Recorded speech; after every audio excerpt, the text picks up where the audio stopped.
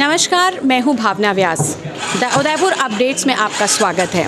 आज हमारी टीम आ पहुंची है विश्व प्रसिद्ध जगदीश मंदिर के रास्तों को पार करते हुए और ऐसी जगह जो कसारों की ओल को उस तरफ से जोड़ती है।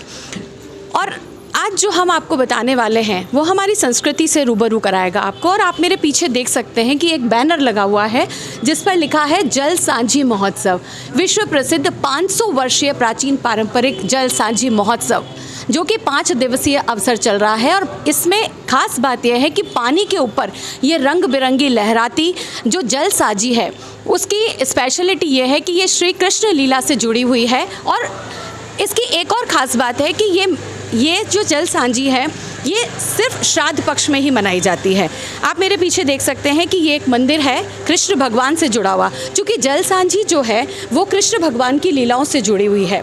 और अभी जिस तरह से हमें पता है कि श्राद्ध पक्ष चल रहे हैं और श्राद्ध पक्ष की 11 से ये जल सांझी का काम शुरू होता है। और आपको ये भी बताएंगे कि उदयपुर में मात्र एक कलाकार जिनका नाम राजेश वैष्णव है वो इस कला को करते हैं। और आज हम आपको मंदिर ले जा रहे हैं अंदर की तरफ, जहां पर आप इस जल सांझी को अपनी आंखों से खुद देख पाएंगे। और उसके साथ ही हम आपको उस कलाकार से भी रूबरू करवाएंगे जो इस जल सांझी की कला को जीवंत रखे हुए है। आइए, आप मेरे साथ देख सकते हैं, ये है जल सांझी जो कि जल के ऊपर बनाई गई है। और जैसा कि अभी हमने आपको बताया कि श्री कृष्ण की लीलाओं से ये जुड़ी हुई है, तो ये कृष्ण मंदिर में कृष्ण भगवान को समर्पित है। और हम आपको इसको और करीब से दिखाने की कोशिश करते हैं। आइए, बिल्कुल मंदिर के अंदर हम आपको लिए चलते हैं।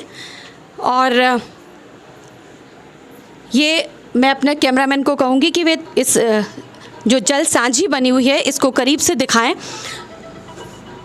आप मेरे साथ देख सकते हैं कि इसमें कृष्ण भगवान का बाल रूप दर्शाया गया है। जैसे कि आज मैंने आपको बताया जल सांझी का पहला दिन है, 11 है, और कृष्ण भगवान का पहला जो दिन है उसको आज इसमें बाल रूप में दर्शाया गया है। उसके साथ ही पानी पर सोच के भी आश्चर्य होता है कि पानी पर ये रंगों का खेल कैसे खेला गया है। इसी को हम जानेंगे इनके जो सुप्रसिद्ध कलाकार श्री राजेश वैष्णव जी से, जो इस जल सांझी को साकार कर रहे हैं।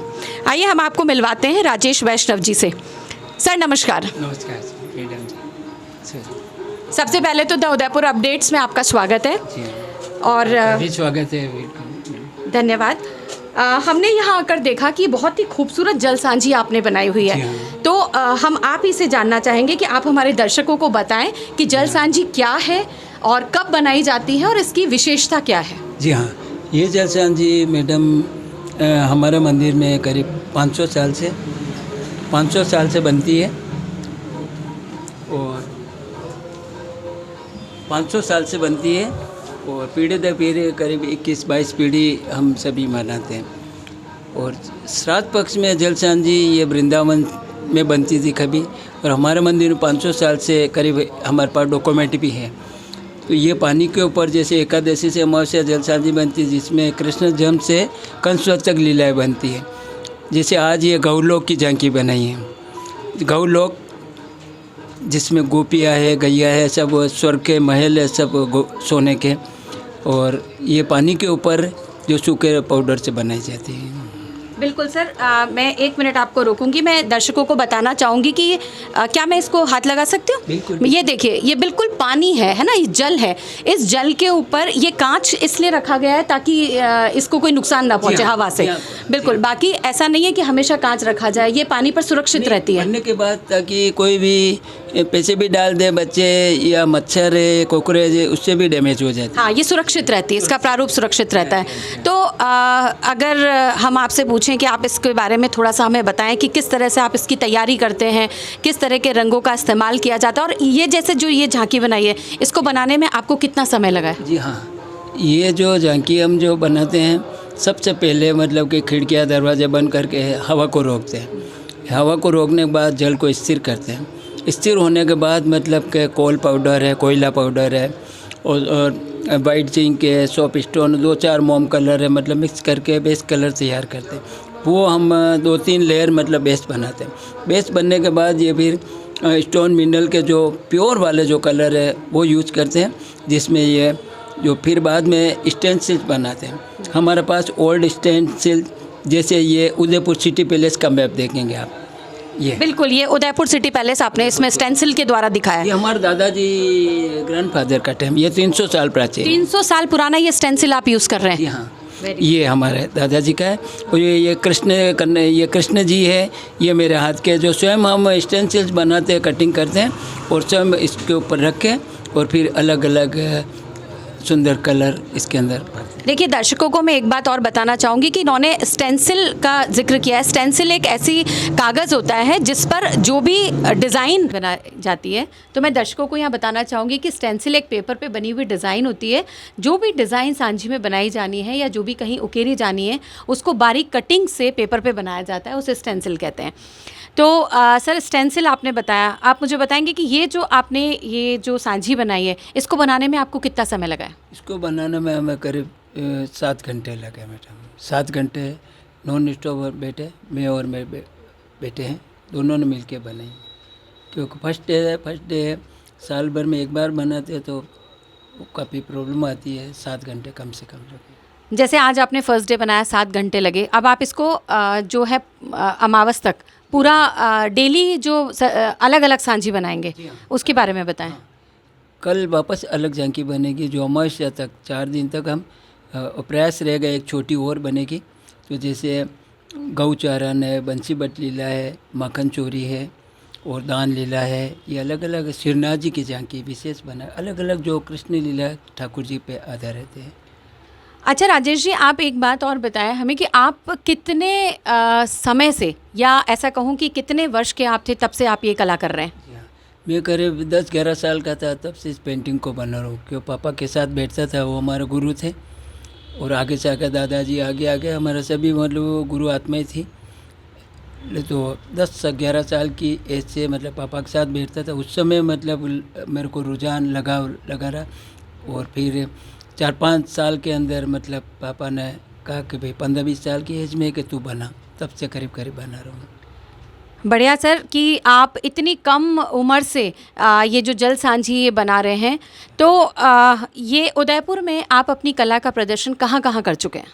इसका प्रदर्शन 95 में वेस्ट जोन कल्चर सेंटर द्वारा शिल्पग्राम में किया है और वेस्ट जोन ने मेरे को रिपब्लिक डे 95 में दिल्ली में भेजा और वहाँ से बॉम्बे भी भेजा, ये किए हैं।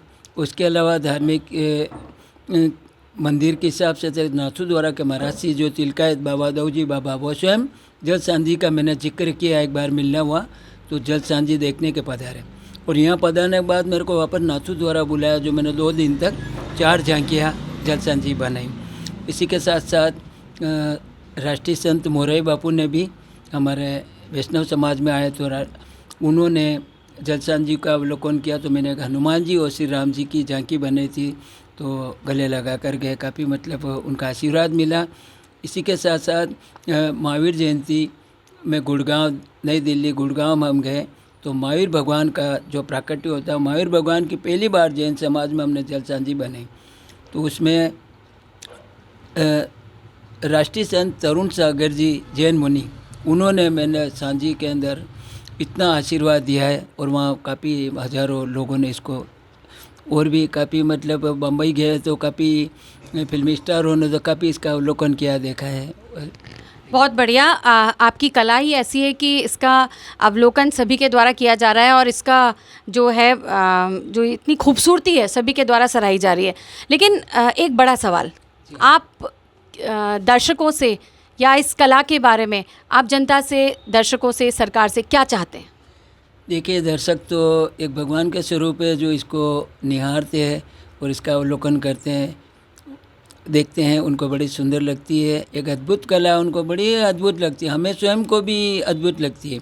और सरकार से तो मेरी सरकार से ये निवेदन है, पहले मैंने लॉकडाउन में भी जल सांझी बनाई थी, तो माननीय मोदी साहब से, पीएम साहब से मेरे निवेदन किया जल सांझी के माध्यम से कि ये जल सांझी को मतलब विरासत को अगर सरकारी कोई मतलब संरक्षण मिले, कोई म्यूजियम बने, कोई ऐसा मतलब हो, सरकार से यही विनती है कि ये कला ज़्यादा से ज़्यादा परिवार वाले हम मिल के बनाए और ज़्यादा से ज़्यादा इसका पूरा विश्व में प्रसिद्ध हो। प्रयास मेरा यही है। बिल्कुल सर, आपने ये बताया सरकार से आपको ये उम्मीद है और आप प्रयास कर रहे हैं, तो आपके प्रयास में क्या आप चाहेंगे कि आपकी आगे आने वाली पीढ़ी इस कला को संरक्षित करे, सबके सामने रखे, सहेजे और कला को आगे बढ़ाए?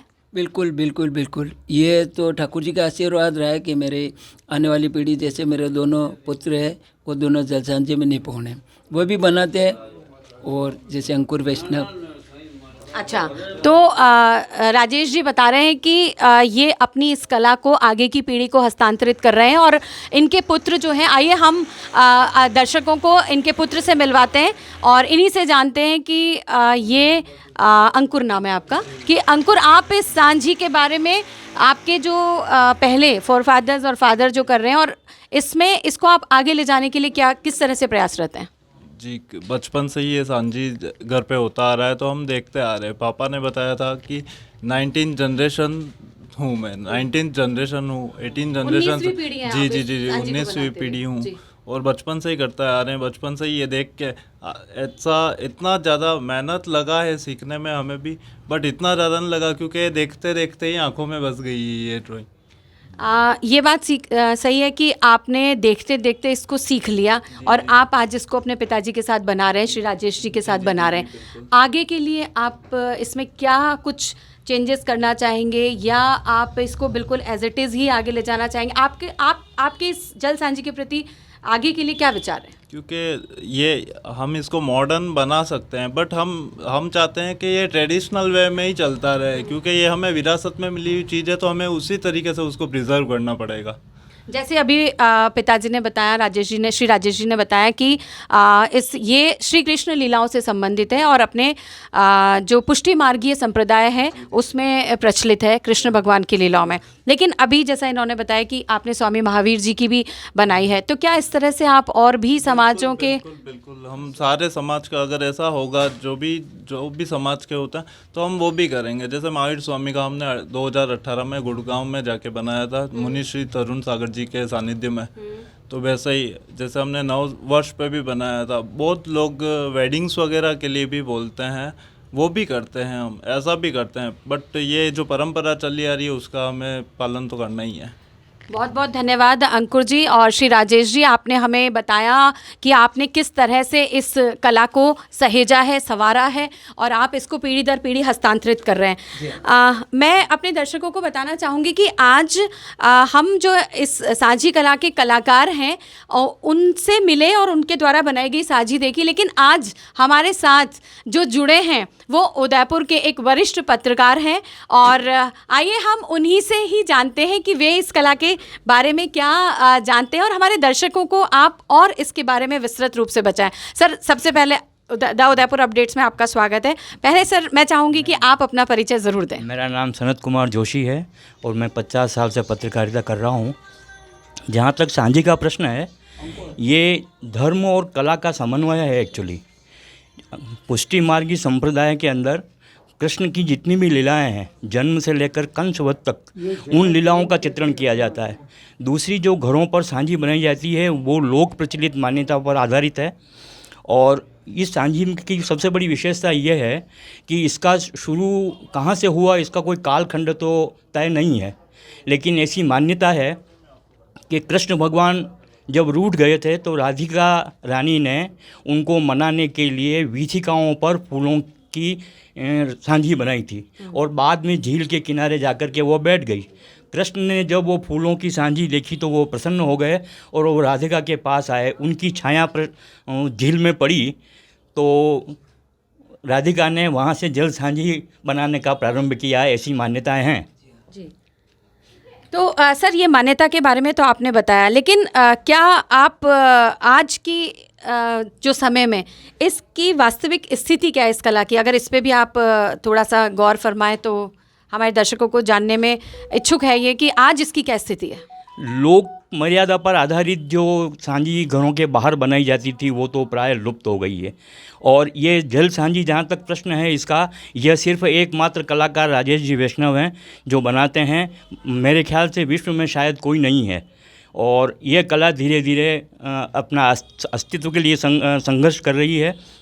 सरकार और स्वयंसेवी संस्थाओं को इनके संरक्षण के लिए आगे आना चाहिए, क्योंकि मूल बात यह है कि दिन ब दिन खर्चे बढ़ रहे हैं। सांझी बनाना बहुत महंगा होता जा रहा है।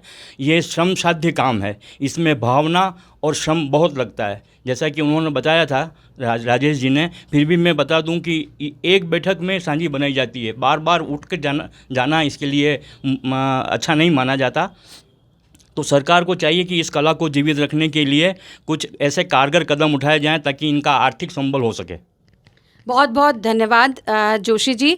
और आज हमने जाना कि इस सांझी कला के कलाकार कौन हैं और उसके बारे में पत्रकार जगत और जनता क्या कहती है। लेकिन अभी एक चीज़ और बाकी रह गई है, वो हम आपको दिखाना चाहेंगे कि देखिए जिस तरह से ये सांझी कला है, इसको सुरक्षित रखने के लिए, हवा से बचाने के लिए कांच से ढका हुआ है। तो मैं श्री राजेश जी से कहूँगी कि एक बार इस कांच को हटाएं तो हम दर्शकों को और भक्तों को जो इस सांझी देखी तो वो प्रसन्न हो गए और वो राधिका के पास आए। उनकी छाया पर झील में पड़ी तो राधिका ने वहां से जल सांझी बनाने का प्रारंभ किया, ऐसी मान्यताएं हैं जी।